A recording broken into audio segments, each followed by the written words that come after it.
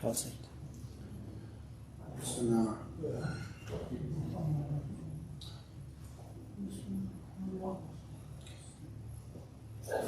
week we covered the etiquettes of wudu, and the week prior we completed the sunan of wudu, and today inshallah we will go through the makruhat, some of those things which are otherwise disliked in wudu. So the author, he writes, وَيُكْرَهُ لِلْمُتَوَضِّي سِتَّةَ أَشْيَاء, that there are 6 things that are disliked in wudu. Al-israf fil ma, to waste water is disliked. Rasulullah sallallahu alaihi wasallam, he mentioned to Sa'ad bin Abi Waqqas when he passed by him while he was making wudu. So he posed a question to Sa'ad bin Abi Waqqas that what is wastage? To which Sa'ad bin Abi Waqqas, he replied, Ya Rasulullah, is there such thing as wastage in wudu? Rasulullah sallallahu alaihi wasallam said that yes, even if you were at a flowing river.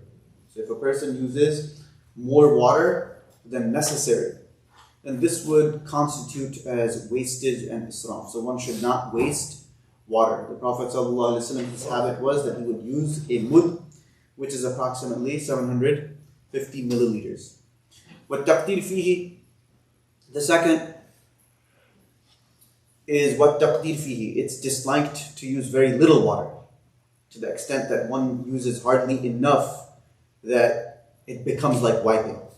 Because that's not washing, that is wiping. Rasulullah said in a hadith that kullu amrin awsatuha, that the best of matters is the middle course. So it can't be so much water, right, that it goes above and beyond, that it goes into the realm of wasting. And it also can't be too little water where it's just wiping and the drops from the limbs, they don't fall. Otherwise that is wiping, that is not washing. وَضَرْبَ الْوَجْهِ بِهِ, to throw the water onto the face. So this is also disliked. This is the third thing, which is from the makruhat, that it's disliked to throw water onto the face. Rasulullah sallallahu alaihi wasallam, he would gently wash his face. So one should not throw the water onto the face. وَالتَّكَلُّمْ بِكَلَامِ النَّاسِ, while performing wudu, one should speak, one should not speak in general speech, just talking idly and talking about irrelevant things, futile things. This is the time for dhikr, and this is the time to remember Allah subhanahu wa ta'ala, because one has to prepare for the salat, and the wudu is the opportune time to prepare for the salat. وَالْإِسْتِعَانَ بِغَيْرِهِ مِنْ غَيْرِ عُذْرٍ, so this is the fifth. To seek assistance from others without a reason. This is also disliked. Umar said that I saw the Prophet ﷺ pouring water to make wudu, so I moved so that I could prepare that for him.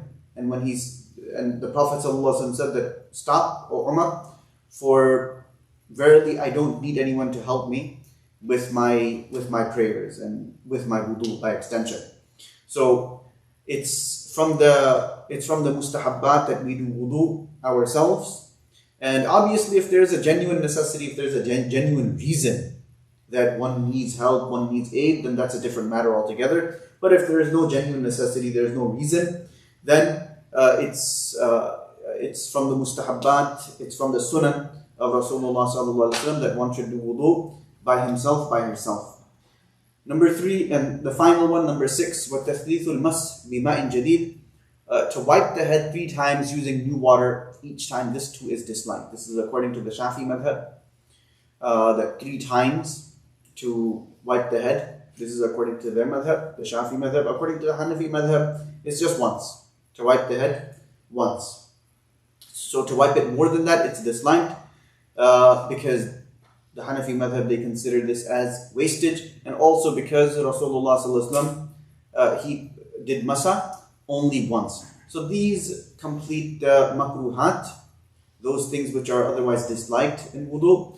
Then there is categories of wudu. Al-wudu ala thalathati aqsam. There are categories of wudu, and it's divided into three types. Al-awwal fardun ala al-muhdis lis-salat walau kanat naflan wa li salat al-janazah wa sajdat al-tilawa wa lams al-Quran walau ayah. So the first type is that wudu which is obligatory upon one in a state of minor impurity. So that person wishes to pray salat, whether that is a fard salat or it is a funeral prayer, then wudu is obligatory for such a prayer. So وَلَوْ كَانَتْ نَفْلًا وَصَلَاةِ الْجَنَازَةِ وَسَجْدَةِ التِّلَاوَةِ, even for sajda tilawa.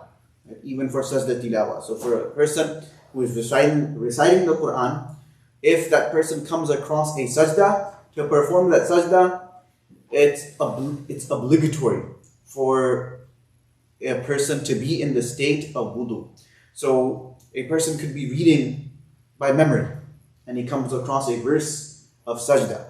So a person is not allowed to perform that sajda unless he is in the state of wudu. وَلَمْسِ الْقُرْآنِ, also if a person wishes to touch the Quran, it's fard.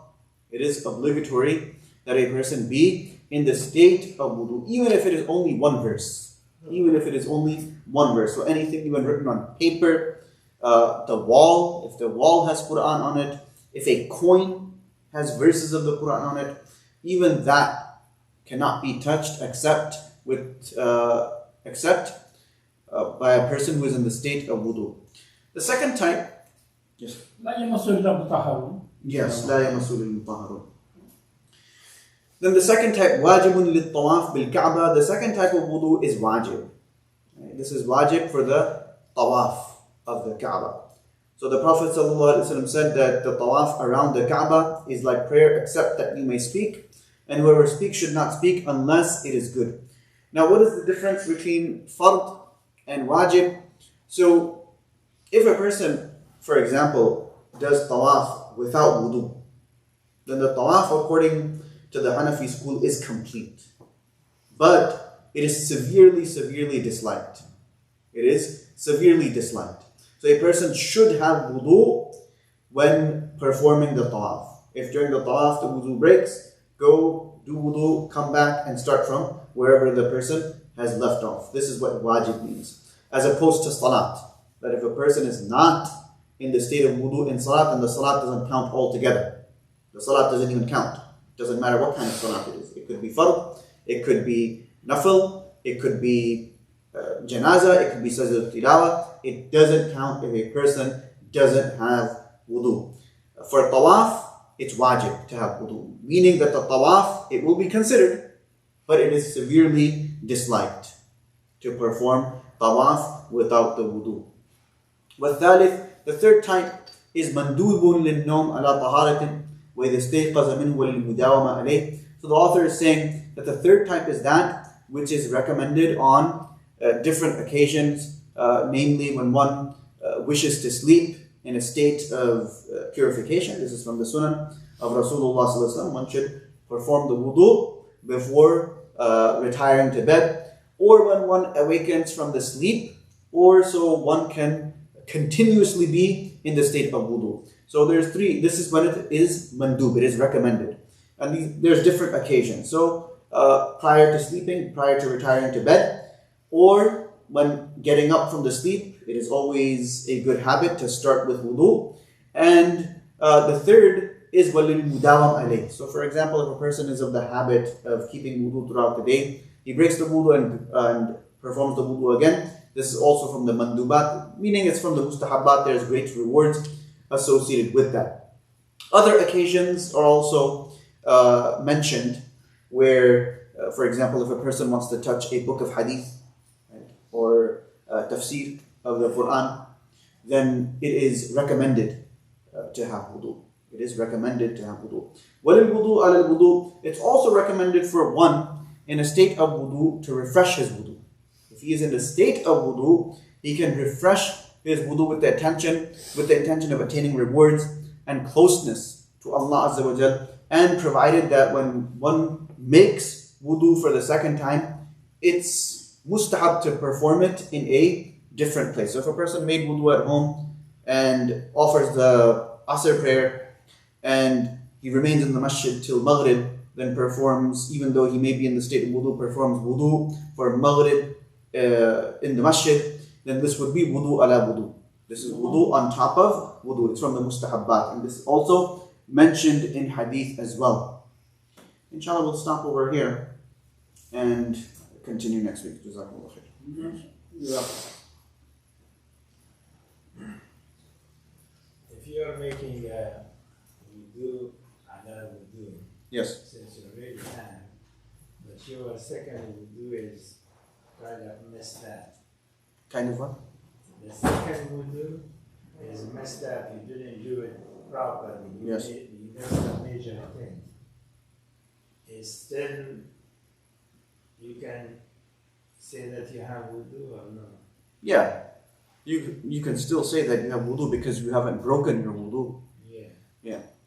You have not broken your How wudu. about the intention over here? So the intention would be that you're just performing wudu. This is wudu ala wudu. Rasulullah doesn't define this wudu as nur ala nur. It's light upon light. Light upon light. So if the second wudu, for whatever reason, a person omits the fara'id, then obviously, the wudu is not going to count. But the first wudu, which is intact, this person has not broken it, that wudu would still remain. Yeah. Also, you said And this is from the mustahabbat. yeah, the Prophet you said that was using like about 750 Milliliters, yeah, mud. milliliter, Yes. Isn't that too little? That's not too little. It's actually the right amount. Mud. Yeah. This is the right amount. More than that, for us, during that time, water was scarce. Yeah. There was not an abundance of water. So Rasulullah sallallahu alaihi wasallam, he would use the mud. And that mud we find even today. We can find the mud today. What is wood? The mud is, it was a cup, it was a utensil that was kept by Anas radiallahu anhu, the attendant of the Prophet sallallahu alaihi wasallam. So he had the mud, and that mud is passed down from Anas radiallahu anhu to his students, to his students, to his students, all the way to us. Yeah. Or rather, an imitation of that mud. But the dimensions and the shape of it is exactly and precisely what the Prophet ﷺ used. Wow. Yeah. So we have the dimensions and we also have the shape. And it's passed down with an authentic chain. Wow. So 750 milliliters. A little bit shy of 1 liter. Yeah, okay. Yes. So to be in a state of wudu before you touch the Quran, does this apply to translated copies that have Arabic text in them? So it's recommended that a person, when it depends on the Quran, if the Arabic text is more, then a person should be in the state of wudu. Yeah, if the Arabic text is more. If the language that is being used to translate and to explain, if that's more, then it's not recommended. I mean, it's preferable. It's mustahab to have wudu in that state. But if the Arabic is more, then it's wajib, fard rather, to have wudu. So in this case, if you have a tafsir, Yes. you can touch that one without wood. Yes, provided that the other language, the language that is being used, More. that's more. Yeah. But still you will find some ayah in tafsir being Yes. And there are And one should not touch that. Yeah. So sometimes in the tafsir, you will. Often, what happens is that they use other verses to explain verses. Yeah. So avoid touching that. But it's always best when is that reading tafsir to have wudu. like every mazahib or on the same page on touching the mashaf without? Yes, this is all four madhab. Okay. All four mazhabs are unanimous that to touch the mushaf, one has to be in the state of wudu. Okay. You do have isolated opinions Yeah. You do have isolated opinions that people are, propagating, but those isolated opinions, these are atypical opinions. They're not to be looked at or considered. Yes. It's very simple. When Quranic Kareem speaks itself about in Surah Waqi, ayat number 79, La yamassuhu illa al-mutahharun. Very simple. La yamassuhu illa al-mutahharun. If you are not a mutahhar, don't even touch.